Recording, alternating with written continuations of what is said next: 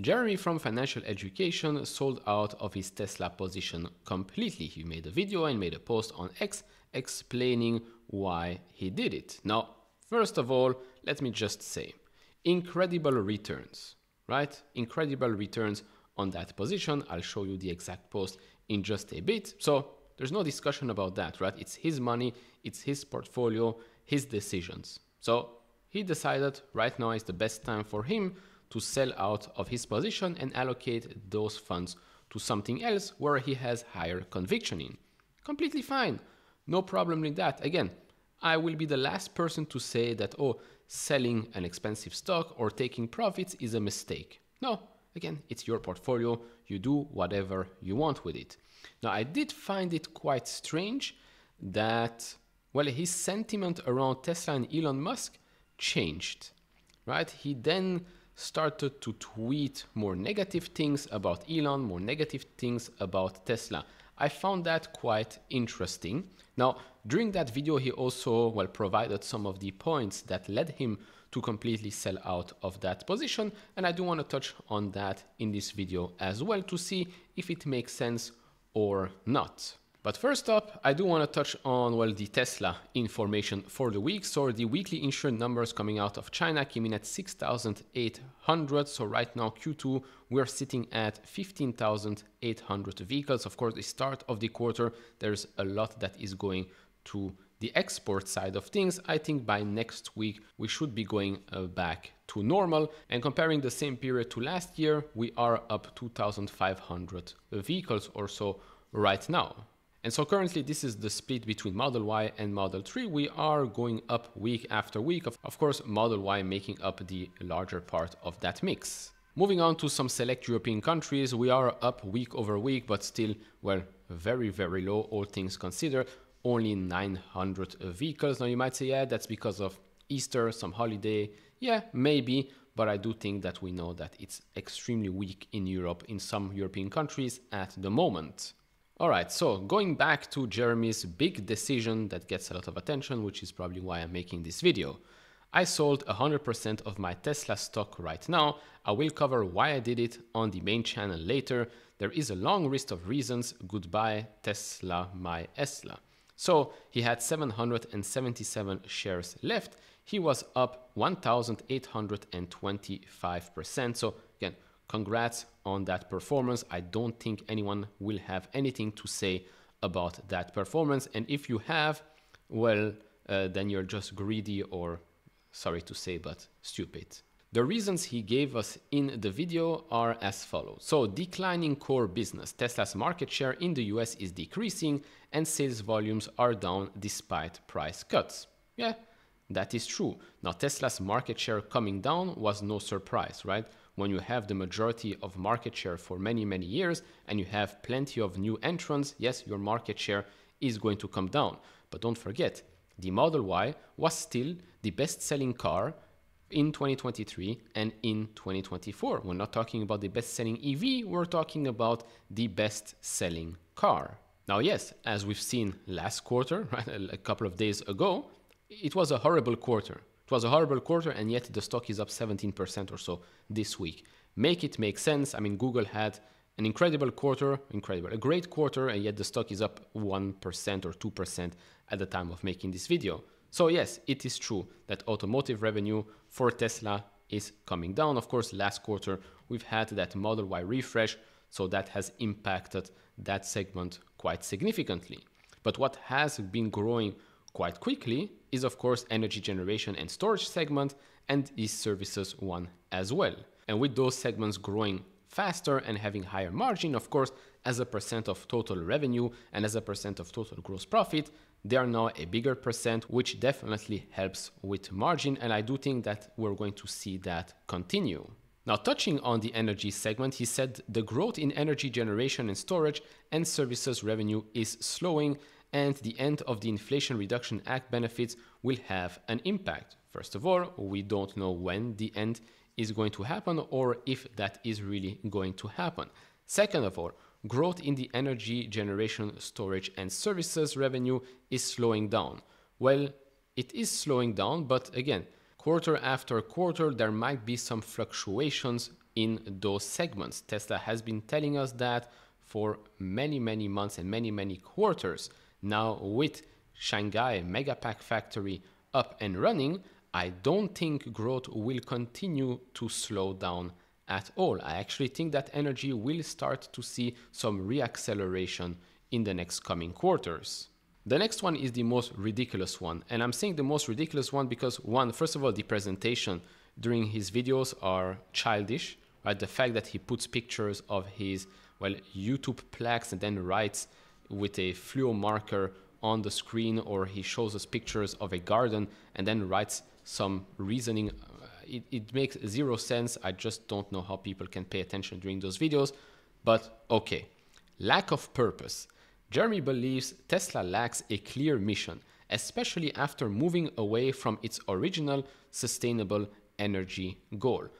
To be honest, when I hear that, I'm like, do you know why you were invested in Tesla, or were you only invested in Tesla because the stock was going up? Because to me, the goal is still pretty clear. Transition the world to sustainable energy. And I don't think that that goal has changed. Now, the business of Tesla has evolved over time, for sure. We went from purely selling just EVs, then we went from selling EVs plus energy side of things, Powerwalls, Megapacks, right?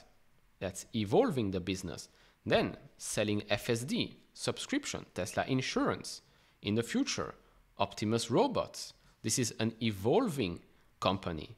Changing company, of course, but robotaxis, isn't robotaxis helping transitioning the world to a more sustainable one? Because if you can replace a couple of vehicles by, well, using a robotaxi, isn't that helping the overall goal? I think it is. And saying that Tesla is a business without any purpose right now is quite a laughable claim to make. Don't you think, when a company is still working on, well, making sure that the world transitions to a more sustainable one, where we are in the transition of ICE vehicles to EVs, going into an age of robotaxis, autonomous vehicles, humanoid robots, a company without purpose is not going to do that. So again, these statements were quite strange to me for someone that has been a Tesla shareholder for quite a long time. Then the next point I can agree with. He noted that key customer groups are alienated by Elon Musk's action. Yeah, I agree. Being political is not a great sales strategy. That is correct. And then the last one. Jeremy feels Elon Musk's divided focus is hurting Tesla's competitiveness and employee motivation. Now, the employee motivation part of things, to be honest, I don't see where you get that data from. I still think that Tesla gets hundreds of thousands, if not millions of applications each and every year. Then, hurting Tesla's competitiveness. Just because there are more competitors out there today doesn't really hurt Tesla's competitiveness right now. There is weakness across the board in the automotive industry, right? Because if that was not the case, then I think that companies like Rivian would have seen their sales increase year over year, since their CEO is not that political, or is not political at all. And yet, we're not seeing that right now. Jeremy also said this: throwback 6 years ago, back when Tesla had a full-time CEO. Here again, this is not a fact. Far from it. Because 6 years ago, are you going to tell me that SpaceX, Neuralink, the Boring Company did not exist? Tesla, let's face it, has never really had a full-time CEO, or in the traditional manner, a full-time CEO like many other companies. No, Elon has always been at Tesla, at SpaceX, Boring Company, Neuralink, and in the last couple of years, of course, X, now XAI, and yes, in recent months, Doge. So, yeah, when was it that they had a full-time CEO? It just happens that a couple of years ago, Tesla was a much smaller company that started its huge growth cycle, and the stock did appreciate quite a lot. But 6 years ago, Elon was spending quite a lot of time at SpaceX as well. And so, touching back here on the comments, some of the comments I'd say, you know what, okay. But to say that the thesis has changed right now, to me is absolutely false. I say something else here as well. I think this decision is more an emotional one rather than something else. Why am I saying that? Well, because when Tesla was above $400 a couple of months ago, and remember, you could have made the same points. I've said that when Dan Ives reduced his price target. All of his points could have been made when Tesla stock was around $400. But guess what? Price drives sentiment. And so here what we're seeing is, well, a very, very enthusiastic Jeremy back in December when Tesla shares were up over $400, even though it didn't make much sense, right? The business was already slowing down back then, and even after the quarter that we had late January, the stock continued to go up a little bit, which of course did not make sense anymore because you could have seen some cracks in that business. But the stock was up. So if the stock is up, then everything's fine. We see here, December 13, he's retweeting a post he made on December 6. My prediction is $550 in 5 years. Am I too bearish on my own Tesla stock? Retweets here. Oh, did you think I set Tesla to $550 in 5 years? I totally meant to say Tesla to $550 in 5 weeks. Ha ha ha. Switching to December 24th.